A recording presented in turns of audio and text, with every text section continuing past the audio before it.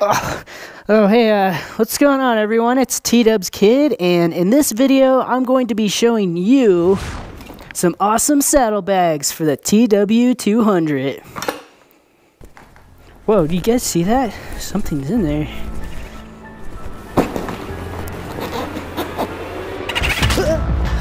Ghost!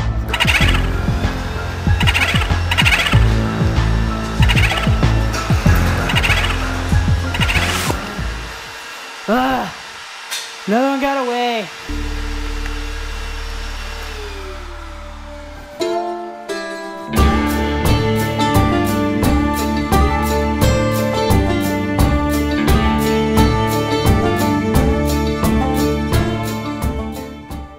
Alright guys, so these are the Wolfman Luggage E-12 saddlebags, and with about a $200 price tag, they are quite expensive, but Wolfman Luggage does make high quality stuff that's built to last, and they're actually made right here in Colorado, which is pretty cool. And I mainly got these for moto camping because you can take them on and off fairly easy and quickly. Wolfman Luggage makes all different sizes of saddlebags. They even have ones that are just like this except like half the size, and they also have like really huge ginormous ones if you're going out for like a week in the wilderness or whatever. And it's nice to have saddlebags because they put the weight further down on the bike, which will help with the center of gravity so it's not all like top heavy and everything, because you can really tell a difference. So the idea is to put like heavier stuff in these, and then you can put lighter stuff up top, like your sleeping bag and stuff that doesn't weigh as much. And another nice thing about these is you don't have to make any modifications to the bike. You don't even need a rack, like just the plastic fender is all you need, and I'll show you how that all works in just a moment. So the bags themselves are pretty simple. They have some reflective striping on the side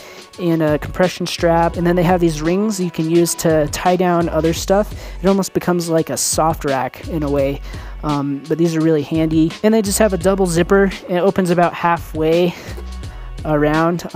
Nothing crazy inside, it's just open space. Okay, so starting out to install them, you have these two straps up top, and you want to adjust these so they fit evenly across the back of the seat. And I actually had to adjust this back one once I put the rack on here because it's a little wider, but it just has these loops, and they're kind of a pain to adjust at first because you have to like loop this part through, and then you have to like kind of pull it around. And it takes a while to get them just right. But the nice thing is once you have it adjusted for your particular bike, you just throw them on each time, and then you install the front and the back. Okay, so it's got these straps and these metal hooks that are covered in a rubberized coating so it doesn't scratch up your plastic as much. But the idea with these is that it goes around each side of the fender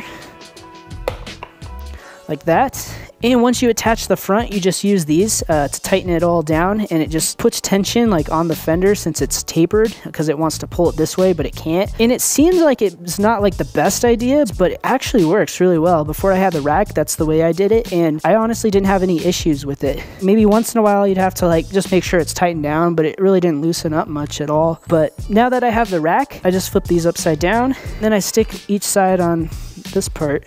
You just pull the slack out of it.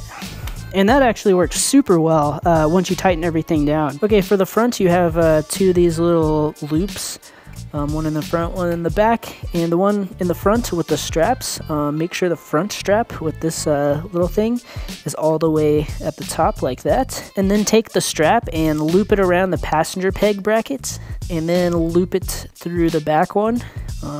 Get most of the slack out, you don't have to get all of it. And then loop it again through like that, and then I like to loop it a third time just to make sure it doesn't loosen up while you're riding. And it looks like that.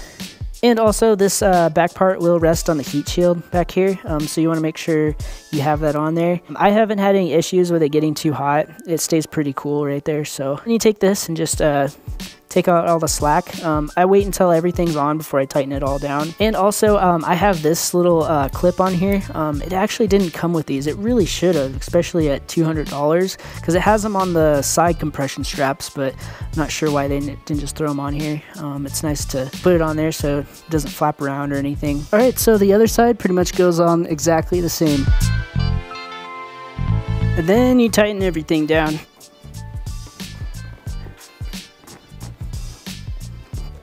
And then once you have everything nice and tight, I just like to take the straps. For the ones on the front, I just stick them in the little plastic clip. And then for the straps on the back, I just tie them so they don't flop around and stuff. Just like that. All right, and that's it. And as you can tell, they're not going anywhere. Very sturdy. And once you load it all up, you just throw the compression strap on, tighten it down. And another thing I got to go with this is the Wolfman heat shield. It just goes around your exhaust pipe, and it's a piece of aluminum with an opening, and that's to keep any of the weight from pushing down on the pipe so it doesn't end up melting your plastic or the bag. I don't really know if you need it for sure with this bike. I know some bike setups you will need it, but it's something to look into if you're gonna need it or not. It might be okay without it, but I just got it as some extra insurance to make sure nothing crazy happens. I know the stock exhaust pipe has like a little rubber stopper and a thing that comes out, so that might be good enough for the TW200, but I'm not 100% sure. Oh, and another thing, you could cut the extra strap if you have any like extra just like hanging down, and then just singe the ends.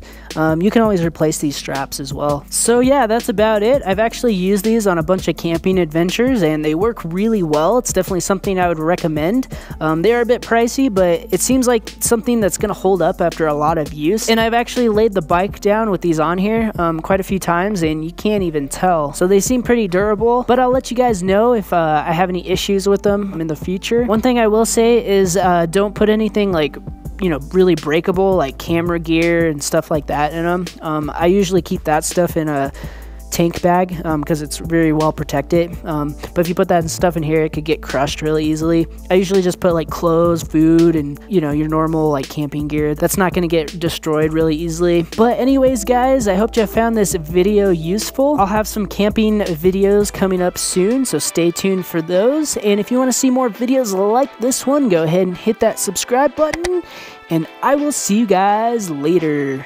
Peace out.